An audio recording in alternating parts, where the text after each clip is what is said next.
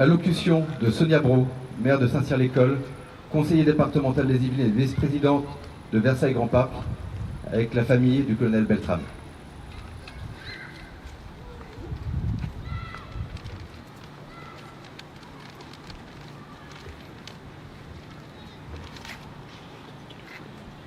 Monsieur le Président du Sénat, cher Gérard, Monsieur le Préfet délégué pour l'égalité des chances, Mesdames, Messieurs les sénateurs, chère Sophie, chère Martha, Monsieur le conseiller régional, cher Richard, Monsieur le conseiller régional, cher Jean-Philippe, Monsieur le conseiller départemental, cher Richard,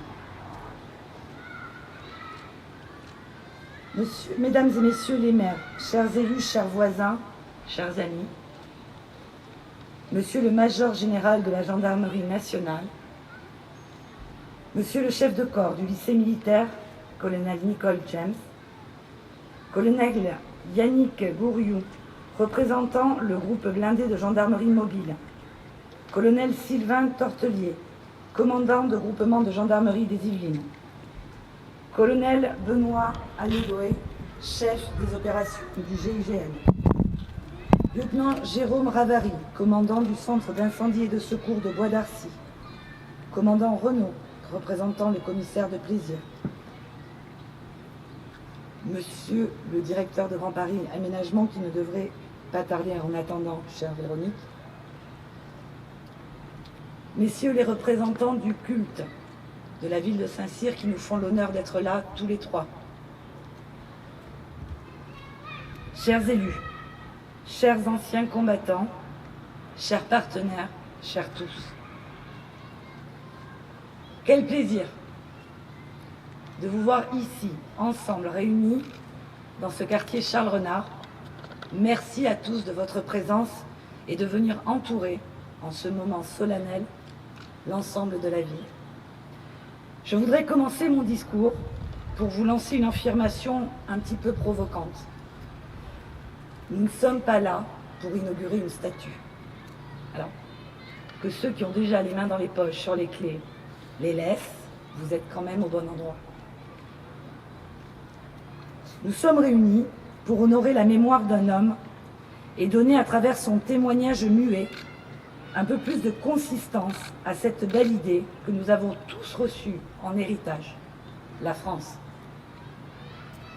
Mais avant de nous engager dans le sujet proprement dit, il faut que je vous parle un instant de ce lieu où nous nous trouvons. Nous en avons parcouru du chemin. Ce quartier, ça a été la discussion du maire avec la FTRP, devenue ensuite Grand Paris Emménagement, avec l'armée de l'air, qui souhaitait valoriser sa base aérienne désaffectée. Puis, la fixation d'un seuil acceptable de nombre de logements pour cette nouvelle partie de la ville. Il était hors de question d'enlaidir ce lieu qui allait devenir ce petit coin de paradis. Nous avons fait ici un habitat de qualité à haute valeur environnementale. Les grands espaces verts, les noues, l'esplanade Napoléon que nous voyons derrière nous, font respirer ce lieu et marient à merveille la géométrie de l'espace et le foisonnement des végétaux. D'une base aérienne, nous avons fait, avec le constructeur et l'aménageur, un lieu qui reste ouvert et surtout qui laisse circuler l'air. Un lieu qui donne des perspectives au regard et invite à contempler le ciel. Rappelons-nous quelques instants les pierres posées il y a 4 ans pour les premiers bâtiments qui se trouvent à côté.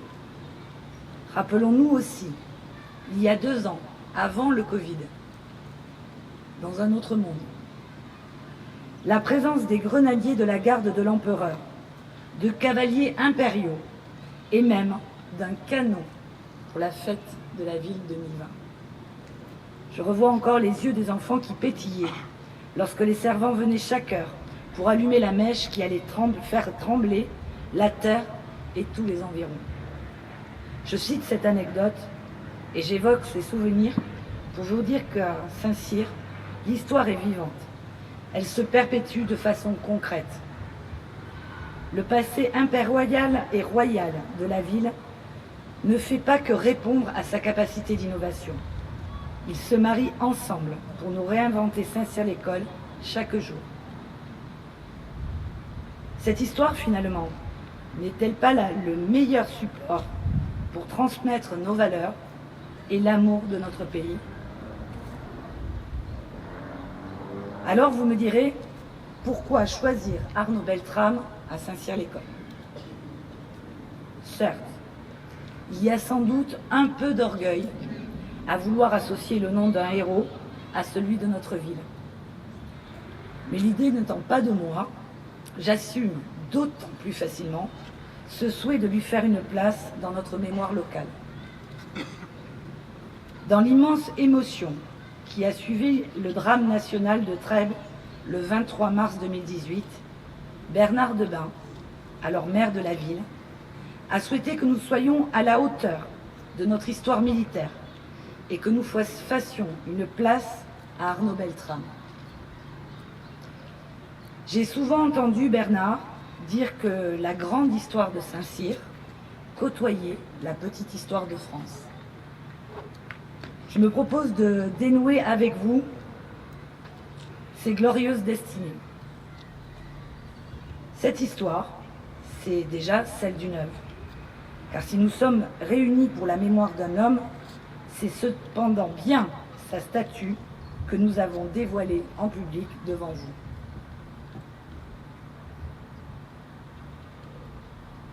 Ici se tient la représentation du colonel Arnaud Beltrame, un bronze, unique, d'environ 250 kilos.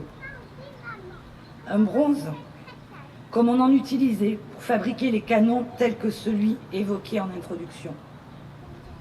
Ceux de Louis XIV, lui aussi lié à la ville par le destin personnel de Madame de Maintenon, étaient marqués d'une maxime, ultima ratio regum, l'ultime argument du roi. Cette devise sonnait à l'époque comme un avertissement pour ceux qui entravaient la marche du royaume de France. Nos temps n'ont finalement pas trop changé.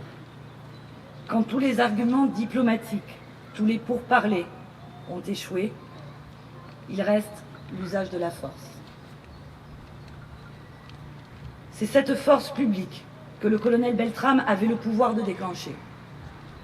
En tant que chef d'unité de la gendarmerie, lorsqu'il est arrivé sur les lieux de l'intervention qui devait lui coûter la vie.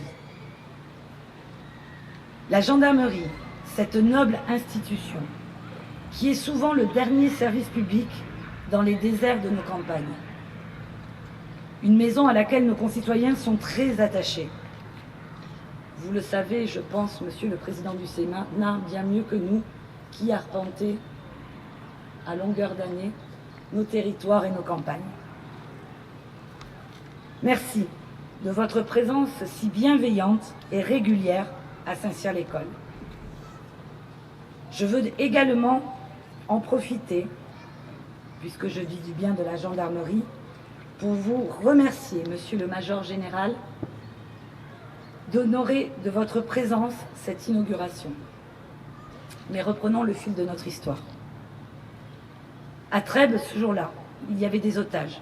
Des vies innocentes étaient en jeu. En tant qu'officier, en sa noble âme et dans sa conscience, ce n'est donc pas l'emploi de la force qu'a choisi Arnaud Beltrame. En effet, loin de toutes les procédures, des manuels de bonne conduite, des conseils avisés, il a choisi d'aller au contact pour tenter l'impossible. Sa décision de prendre délibérément la place d'un otage innocent sonne comme un coup de canon dans un monde où même la Constitution s'est pliée au principe de précaution. Le 23 mars 2018, à Trèbes, un gendarme seul a fait échec à la barbarie du terrorisme islamiste qui avait décidé de frapper dans le quotidien banal d'un supermarché en France.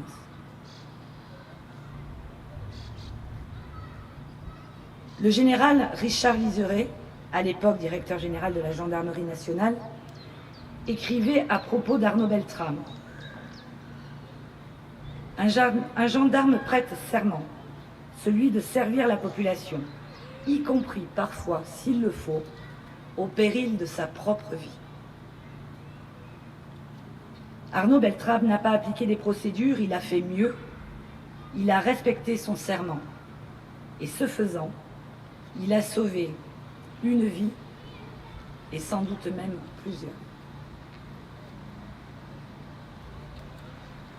Pour revenir à la statue que nous avons sous nos yeux, j'ai été frappée par le réalisme des traits modelés par notre sculpteur Jean-Baptiste Séclair, ici présent. Je veux bien qu'on regarde où est Jean-Baptiste Séclair, qui n'a pas osé s'approcher de trop près. Merci. Un modelage à la glaise, à l'ancienne, faite de main d'homme.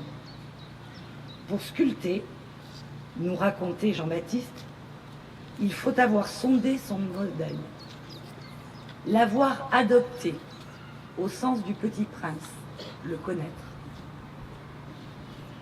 Dans cet espace où l'on crée, vous me disiez, qu'on vit presque avec le personnage que l'on façonne.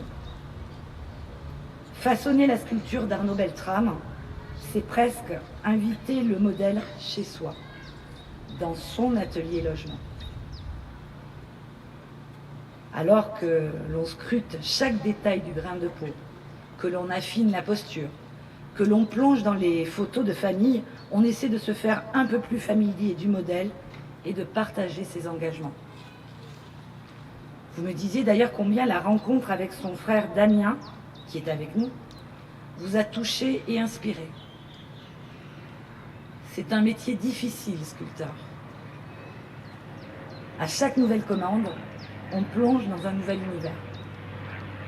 À chaque fois, on se doit de rester fidèle à la personne qui nous inspire. On essaie de faire en sorte que cette statue soit le bon support de sa mémoire. Vous m'avez d'ailleurs écrit quelque chose que j'aimerais faire entendre à nos amis.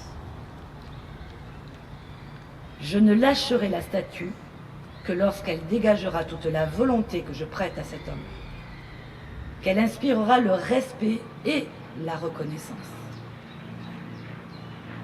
Eh bien, vous l'avez fait. Mais vous avez beau être l'un des rares artistes à être sélectionné pour le musée Grévin, il vous aura quand même fallu 8 mois d'un travail de longue haleine à sans cesse retoucher chaque détail et confronter ce modèle au regard des proches pour arriver au résultat d'aujourd'hui. Votre travail, finalement, c'est de vous effacer au profit d'un modèle initial, de faire disparaître votre effort de création pour laisser transparaître le naturel d'Arnaud Beltrame. Et puis, il y a aussi dans la fabrication d'un bronze une certaine poésie. Imaginez la rencontre d'une sortie de fonte. Au premier regard, du métal brut, dont la surface est pleine d'imperfections.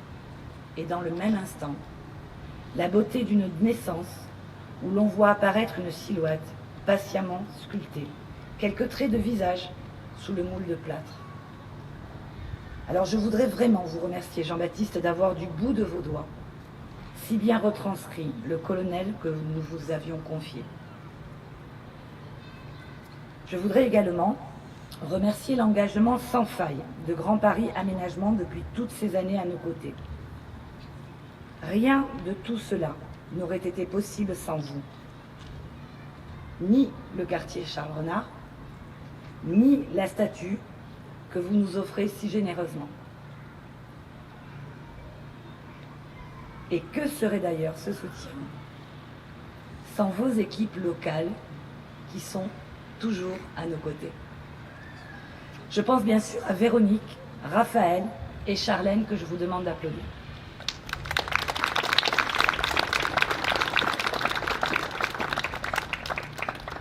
Vous me permettrez de remercier avec beaucoup d'émotion M. Bernard Debain, notre ancien maire, à qui revient l'idée de cet hommage.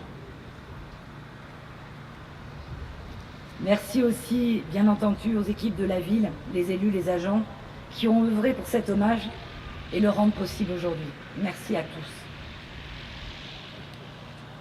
Ce colonel, qui a eu une vie très engagée, était avant tout un homme, un gendarme d'exception, un mari, un fils, un fervent catholique, un sincère franc-maçon, un fan de hard rock. Finalement, c'est cet Arnaud que vous connaissiez, vous, sa famille, qui est avec nous aujourd'hui. Bernanos disait « Qu'importe ma vie, je veux seulement qu'elle reste jusqu'au bout fidèle à l'enfant que je suis. » Votre présence en ce jour, à vous sa maman, à vous son frère, nous permet de voir qu'Arnaud, par son exemplarité, a largement été fidèle à sa vocation. Je suis très touchée que vous soyez avec nous ce soir. Et je sais que les pensées de sa femme, qui m'a gentiment écrit pour me dire qu'elle regrettait de ne pouvoir se joindre à l'inauguration, nous accompagnent. Merci du fond du cœur de votre présence.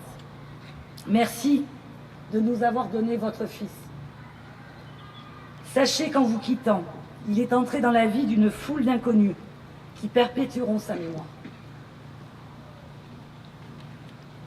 Ce croisement d'histoires qui nous réunit aujourd'hui, c'est aussi celle de la ville, où Arnaud Beltrame a vécu pendant plusieurs années avant d'intégrer l'école militaire interarmée. Je le disais en introduction, l'histoire de notre ville a souvent été rythmée par l'histoire de France. Il en a fallu des retournements pour passer d'une abbaye bénédictine à une maison d'éducation pour la noblesse des Argentés, d'un couvent à un prytanée militaire, d'une école d'officiers à un champ de ruines, pour finalement, par l'action et l'opiniâtreté du général de Gaulle, retrouver sa vocation militaire avec le lycée que nous connaissons. Mais Saint-Cyr est aussi une ville innovante, qui s'est plusieurs fois réinventée avec, par exemple, la naissance du premier ballon jusqu'à l'avènement de l'âge d'or de l'aérostation maritime, la fondation de Zodiac, puis l'excellence de la recherche aérodynamique dans les transports avec l'Institut aéronautique qui exerce toujours ses talents chez nous.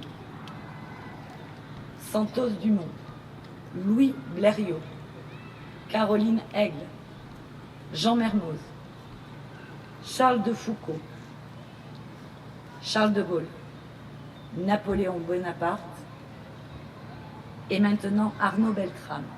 Quel voisinage! Bien sûr, cette croisée des destins se vit au présent et se projette vers l'avenir. Ne dit-on pas que pour transmettre le feu, ce n'est pas en contemplant les cendres qu'il faut faire, mais multiplier les braises? Arnaud Beltrame n'a pas écrit de message, il n'a pas laissé de testament politique pour une très bonne raison. Il ne voulait pas mourir. Le témoignage d'Arnaud Beltrame est comme une cheville invisible qui vient aligner et solidariser les poutres d'une charpente. Cachée à nos yeux et pourtant tellement importante pour l'édifice. Arnaud aimait la vie autant qu'il aimait la France. À travers ses engagements, dont j'ai dit un mot, on comprend qu'il était un homme en recherche d'absolu. En miroir, il semble d'ailleurs nous interroger. Et vous, pour qui, pourquoi êtes-vous prêt à donner votre vie? Par le don de sa personne, à la question « Peut-on mourir pour la France aujourd'hui ?» Arnaud nous répond sans hésiter « Oui ». La nation comme bien sacré de tout notre peuple vaut le sacrifice.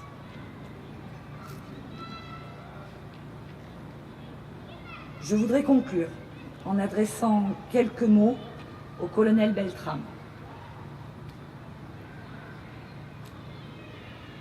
Colonel, Nous vous accueillons aujourd'hui à Saint-Cyr-l'École, à 2 pas de l'aérodrome, comme une invitation aux passants à s'élever et à regarder ce qui nous dépasse.